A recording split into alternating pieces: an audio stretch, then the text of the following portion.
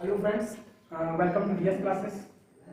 आज हम जो है पॉलिनोमियल्स स्टार्ट करने जा रहे हैं। ठीक है, ये हमारा जो सेकंड चैप्टर हाई स्कूल का सेकंड चैप्टर है, जो कि एग्जाम पॉइंट ऑफ व्यू से बहुत ही इंपॉर्टेंट है। यहाँ से आपके जो है 5 नंबर से 5 से 6 नंबर 100% श्योर है, यहाँ से आते ही आते हैं। ठीक है, और मेरा नाम धर्मेंद्र कुमार है और हम ये फर्स्ट चैप्टर, आपका अगर फर्स्ट चैप्टर का नॉलेज लेना है तो आप प्रीवियस वीडियो आप चेक कर सकते हैं। ठीक है, चलिए हम शुरू करते हैं। आज हम सेकंड चैप्टर पॉलिनोमियल्स स्टार्ट करने जा रहे हैं। ठीक है, तो पॉलिनोमियल का आपका बेसिक से लेकर के आपको पूरा कॉन्सेप्ट क्लियर करा देते हैं आज। ठीक है, ताकि आपके आने वाले 2 चैप्टर जैसे कि थर्ड 2 4 वाले रैखिक समीकरण और फोर्थ है क्वाड्रेटिक इक्वेशन, मतलब द्विघात समीकरण। ठीक है, आप यहाँ से आपको वो भी सीखने को मिलेगा। यहीं से शुरुआत होता है आपका कॉन्सेप्ट, कोई भी इक्वेशन हो या समीकरण हो आपको यहीं से ही सॉल्व करने का कॉन्सेप्ट क्लियर होगा। ठीक है, आइए तो हम शुरू करते हैं पॉलिनोमियल्स, इसको हिंदी में बहुपद कहते हैं। ठीक है, तो यहाँ से मेनली जो क्वेश्चन आता है पहले तुम देख लेते हैं पॉलिनोमियल्स जनरल फॉर्म में होती क्या है। ठीक है, तो आइए हम दिखाते हैं।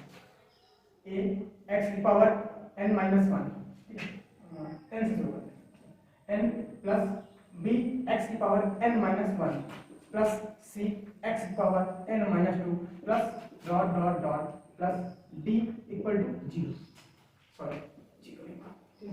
ये हमारे पास है पॉलिनोमियल्स, कितने फॉर्म का है? n फॉर्म का। ठीक है, मतलब इसकी जो घात है, पावर n पावर का पॉलिनोमियल्स है। ठीक है, तो ये ऐसी पॉलिनोमियल्स है कि जिसको हम किसी भी छोटी छोटी पॉलिनोमियल्स में बहुपद में हम तोड़ सकते हैं। ठीक है, ये हमारी जनरल जो फॉर्म है पॉलिनोमियल्स की, बहुपद की एक स्टैंडर्ड फॉर्म है। ठीक है, अब इससे हम क्या करते हैं, अब हमारे पास तो हमें ये याद रखना है हाँ ऐसी फॉर्म होती है। ठीक है, हम इसमें 2 चीजें रखनी होती है। पूछा जाए, क्वेश्चन आ जाता है कि आपको पहचानना होता है कि पॉलिनोमियल्स कितने पावर के हैं, पॉलिनोमियल्स का नाम क्या है। पॉलिनोमियल्स के नाम हम डिस्कस करने से पहले हम बता देते हैं, हम पॉलिनोमियल में बहुपद में यही देखते हैं कि सबसे बड़ी पावर कितनी है, सबसे बड़ी घात कितनी है। तो सबसे बड़ी घात हमारी जो होती है ये n है यहाँ। ठीक है, n जो होता है सबसे बड़ी घात होती है। ठीक है, और जो हमारी सबसे बड़ी घात होती है इस पर ही हमारा एक क्वेश्चन आ जाता है कि उसको चेक करके बताओ कि कितनी घात की पॉलिनोमियल है। हम उसमें बताते हैं। अब पॉलिनोमियल के अंदर कुछ नाम होते हैं, जैसे देखते हैं, जैसे कि यहाँ पर हम देखें, अगर हम n की जगह पर वैल्यू पुट कर दें, n की जगह पर पुट कर दें 1, ठीक है, n की जगह हम अगर वैल्यू पुट कर दें 1 तो हमारा a x पावर 1 हो जाएगा। तो 1 जब पावर 1 हो जाता है तो पावर 1 हम नहीं लिखते हैं। ठीक है, तो पावर 1 नहीं लिखते हैं और प्लस यहाँ पर हो जाएगा, यहाँ पर रखेंगे 1 माइनस 1 0, और जब किसी की भी पावर 1 माइनस 1 किसी की पावर 0 हो जाती है ना, तो वो टर्म उसकी वैल्यू 1 हो जाती है। तो ठीक है, ये हमारा 1 हो जाएगा, तो हमारा बचेगा सिर्फ b, और हमारा ये हमारा हो गया ax प्लस b। यहाँ पर x की पावर हम देखेंगे, x पावर यहाँ पर देखते हैं, इसको जो हम कहते हैं इसको हम लीनियर पॉलिनोमियल कहते हैं, लीनियर पॉलिनोमियल्स। ठीक है, इसको लीनियर पॉलिनोमियल्स कहते हैं। हिंदी में कहेंगे रैखिक बहुपद। ठीक है, हिंदी में कहेंगे इसको रैखिक बहुपद। ठीक है, रैखिक बहुपद। अब हमारा ये रैखिक बहुपद हो गया। ठीक है, अब इसमें अगर एक घात होगी तो हम इसको लीनियर पॉलिनोमियल या रैखिक बहुपद कहेंगे। ठीक है, अगर हम इसे n बराबर 2 रखते हैं, n बराबर 2 रखेंगे, यहाँ पर हम रखेंगे ax स्क्वायर हो जाएगा, ax square plus b, x power यहाँ पे दो रखेंगे तो 2 माइनस 1 मतलब x पावर 1 आ जाएगा। ठीक है, और फिर यहाँ पे रखेंगे 2 माइनस 1 मतलब x पावर 0 हो जाएगा, 0 हो जाएगा तो इसका वैल्यू हो जाएगी 1, इसलिए c बचेगा। ये हमारा, इसको हम कहते हैं, ये हमारा देखो यहाँ पर सबसे बड़ी घात 2 है, तो यहाँ पर सबसे बड़ी घात 2 है, जिसको हम कहते हैं क्वाड्रेटिक इक्वेशन, मतलब दो घात द्विघात बहुपद। यहाँ पे इक्वेशन नहीं कहेंगे, किसी इक्वेशन नहीं है, समीकरण नहीं है, ये हमारा बहुपद है, बहुपद इक्वेशन नहीं है। बहुपद इक्वेशन कब बनता है ये हम अभी आगे समझाएंगे। ठीक है, तो यहाँ पर हमारा बहुपद है, इसको कहेंगे क्वाड्रेटिक पॉलिनोमियल,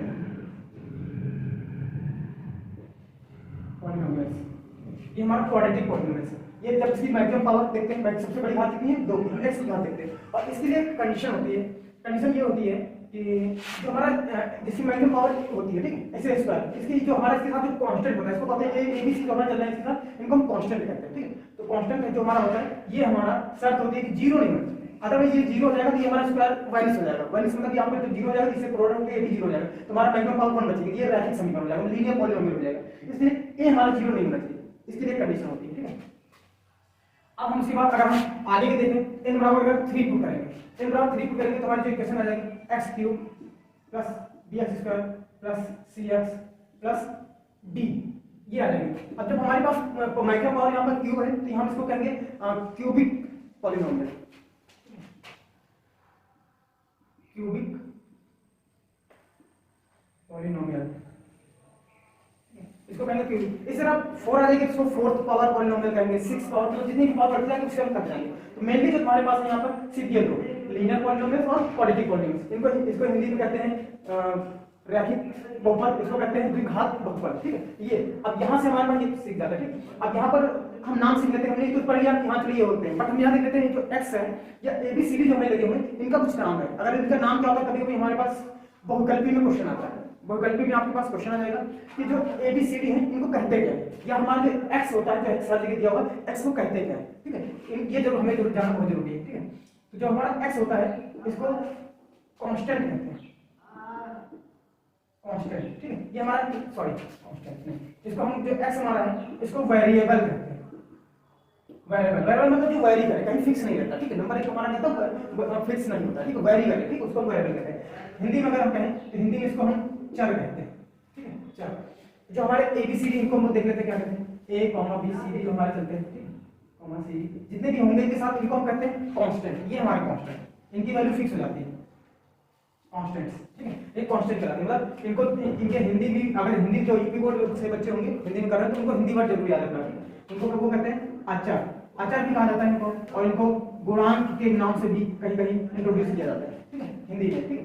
या इनको कांस्टेंट, इंग्लिश में सिर्फ एक वर्ड है कांस्टेंट कहते हैं, ठीक है। तो हमारे पास यहाँ पर x वेरिएबल इनके नाम पूछे जाते हैं, और हमारे पास कांस्टेंट इनके नाम हमें ये भी हमें पूछ लिया जाता है, ठीक है। इनको कहते क्या है, नेमिंग पे भी हमारा बहुत बड़ा क्वेश्चन आ जाता है, ये हमारा इसका कांस्टेंट है। तो मेनली हम जो हमारे इस चैप्टर में पढ़ने वाले हैं, हम सिर्फ लीनियर पॉलिनोमियल और क्वाड्रेटिक पॉलिनोमियल इस पे बेस पे क्वेश्चन ज्यादा आते हैं, ठीक है। और ये जो तो आगे पहचानने के लिए ये क्यूबिक हो गया, फिर उसके बाद थर्ड फोर्थ पावर आ जाएगी, फिर फिफ्थ पावर आ जाएगी, तो उनके नाम सिंपल जो पावर होगी वही नाम चलेगा, बट सेकंड और थर्ड में नाम चेंज रहते हैं, ये हमें बहुत ध्यान है इनका। इसको थर्ड पावर पॉलिनोमियल भी कह सकते हैं, क्यूबिक कहते हैं, थर्ड पावर पॉलिनोमियल भी कहते हैं, आगे वाले फोर्थ पावर पॉलिनोमियल कह सकते हैं, ठीक है। तो हमारे पास कॉन्सेप्ट मेनली ये है, ठीक है। और उसके बाद क्वेश्चन हम दिखाते हैं क्वेश्चन कैसे होंगे, ठीक है। ये इंपॉर्टेंट है, इसको नोट कर लीजिएगा, अदरवाइज यहाँ से भी एक क्वेश्चन जो तुम्हारा मेनली थ्योरी पार्ट है, इससे भी एक क्वेश्चन तुम्हारा ड्रॉप हो जाता है, ठीक है। आगे हम क्वेश्चन तुम्हें दिखाते हैं कुछ क्वेश्चन। अब जैसे कि एक क्वेश्चन हमारे पास है, यहाँ पे क्वेश्चन क्या आता है, एक बहुत ही शॉर्ट, मतलब 100% एक क्वेश्चन ड्रॉ रहता है, ठीक है, तुम्हारे इसमें। तो क्या होता है, उसमें सिर्फ ग्राफ दे दिया जाता है। इससे ग्राफ किसका होगा, वो मेनली लीनियर इक्वेशन का हो सकता है, लीनियर पॉलिनोमियल का हो सकता है, या क्वाड्रेटिक पॉलिनोमियल होता है, इन्हीं दो के बेस पे रहता है। हाँ, थर्ड पावर भी हो सकता है, बट तुम्हें ग्राफ देके पहचानना किसका है, ठीक है। अब जैसे कि हमारे पास एक क्वेश्चन है हमारा, ठीक है, क्वेश्चन नंबर 1, ठीक है, ये हमारे पास ग्राफ बना हुआ है। अब इसमें क्या है, इसको हम बोलते हैं क्वाड्रेंट, ठीक है। ये हम इसको हम कहते हैं x, इस लाइन को कहते हैं y लाइन, इसकी जो अपोजिट ये भी हमारी y लाइन है, इसकी जो अपोजिट ये हमारी x लाइन है, ठीक है। इसमें जो ये जो हमारा कट पॉइंट होता है इसको कहते हैं मूल बिंदु या सेंटर पॉइंट, ठीक है। जो इस वहां से हमारी वैल्यू शुरू होती है, इस जगह पे जो पॉइंट होता है 0 होती है, ठीक है। इसके आगे प्लस की 1 प्लस का 2 इधर प्लस के नंबर सारे शुरू हो जाते हैं, और इधर जो होते हैं वो माइनस के सारे नंबर होते हैं, ठीक है। सेम इसी तरह भी होता है, इधर प्लस होते हैं और यहाँ पे माइनस के नंबर होते हैं, ठीक है। ये नंबर होते हैं। अब यहाँ पे क्या होता है, ये तुम्हें ऐसे क्वाड्रेंट दिया होगा, ठीक है। क्वाड्रेंट जो उसमें क्या होगा, एक ग्राफ ड्रा होगा, या तो लीनियर पॉलिनोमियल होगा, या तो क्वाड्रेटिक का, या थर्ड पावर का भी हो सकता है, या फोर्थ पावर या सिक्स पावर भी हो सकता है। वो डिपेंड करेगा, तुम्हें ग्राफ देख, सीधा ग्राफ दिया होगा, उससे देख के पहचानना होगा कि इसमें हमें जीरोस निकालने होंगे, ठीक है। अब जैसे कि एक हमें ये ग्राफ दिया हुआ है, अब ये ग्राफ दिया हुआ है, अब इस ग्राफ में तुम्हें पहचानना है कि इसमें नंबर ऑफ शून्य कितने हैं। शून्य क्या होता है, जीरोस, ठीक है। जो x की वैल्यूज होती है, x की जो वैल्यूज होती हैं उन्हीं को हम यहाँ इसके पॉलिनोमियल के उसमें जो है शून्य करते हैं, ठीक है। तो हमारा जो x वेरिएबल था वहाँ इसको यहाँ पर इसको हम शून्य के नाम, शून्य इसकी जो वैल्यूज निकली उनको शून्य कहेंगे, ठीक है। और इंग्लिश में उनको जीरोस कहते हैं। अब इसे हमें यहाँ पे निकालना होगा नंबर ऑफ शून्य कहते हैं, नंबर ऑफ जीरोस, जीरोस कहते हैं, ठीक है। नंबर ऑफ जीरो निकालने के लिए सबसे बेसिक पॉइंट तुमको याद रखना है कि तुम्हें देखना ये है कि जो हमारी ये ग्राफ चल रहा है, इस ग्राफ को सिर्फ y लाइन को हमें नहीं देखना, y लाइन कहीं भी जा रही कुछ भी कट कर रहा है कुछ भी नहीं देखना, हमें देखना है सिर्फ x लाइन। x लाइन में ये जो ग्राफ है ये y लाइन को कितनी बार कहां-कहां पे टच कर रहा है, कहां-कहां पे काट रहा है। तो हम देखते हैं, शुरुआत यहां से करते हैं। ये देखिए यहाँ पे देखो y लाइन यहाँ पे कट कर रहा है, प्लस को हम काउंट कर लेंगे 1, ठीक है। फिर देखो यहाँ भी कट कर रहा है, इसको 2 काउंट कर लेंगे, ठीक है। यहाँ पे फिर अगला यहाँ पे कट कर रहा है, इसको कर लेंगे नंबर ऑफ 3, ठीक। और फिर देखो यहाँ पे टच करके निकल रहा है, कट नहीं कर रहा है, टच करके निकल रहा है, बट जो कट कर रहा है वो पॉइंट हमें लेने लगेंगे, जब टच कर रहा है उस पॉइंट को भी हमें काउंट करना है। तो देखेंगे 1 2 3 4, तो नंबर ऑफ जीरो कितने हो जाएंगे 4, या नंबर शून्यों की संख्या कितनी हो जाएगी 4। इस तरह का एक क्वेश्चन तुम्हें आता रहेगा। हम एक क्वेश्चन सेकंड यहाँ पे कराते हैं, ठीक है। सेम ऐसे इसे हमारा क्वाड्रेंट बना होगा, ठीक है। x ये y होगा, ठीक है, ये हमारा मोर देन 0 होगा। इसमें नंबरिंग वही हो जाएगी 1 2 3 -1 -2 -3 -1 -2 -3 1 2 3, ठीक। अब जैसे कि इस पे कोई ग्राफ आ जाए, मान लिया कोई हल्के से बस निकल गए। अब यहाँ पे तुमको देखना है नंबर ऑफ जीरोस कितने हैं, तो नंबर ऑफ जीरोस बता सकता है कोई, तो कमेंट में जरूर बताइए इसके नंबर ऑफ जीरोस, अगर जिसको मतलब समझ में आ गया हो, ठीक है। नंबर ऑफ जीरोस कितने होंगे 1 2 3। हमने देखा यहाँ पे देखो ये कट ये एक कट ये मिला है। एक्स लाइन को कितनी बार कट कर रहा है, ये कट रहा है। एक्स लाइन को कट और टच करें दोनों हम जो है हम ग्राफ देखते हैं, ठीक है। पॉइंट 2 कि हमारे कितने नंबर 3 पॉइंट कट है, हम ये 3 लेते हैं, ठीक है। सेम ऐसे ही हमारे ये कुछ हम दे रहे हैं क्वेश्चंस, ठीक है, इनको नोट कर लेना। हम इन्हीं में एडिट करके कुछ क्वेश्चन दे रहे हैं, अब उनको जो है जिनको जो आंसर जो समझ गए हैं वो उसको आंसर कमेंट में करेंगे, ठीक है।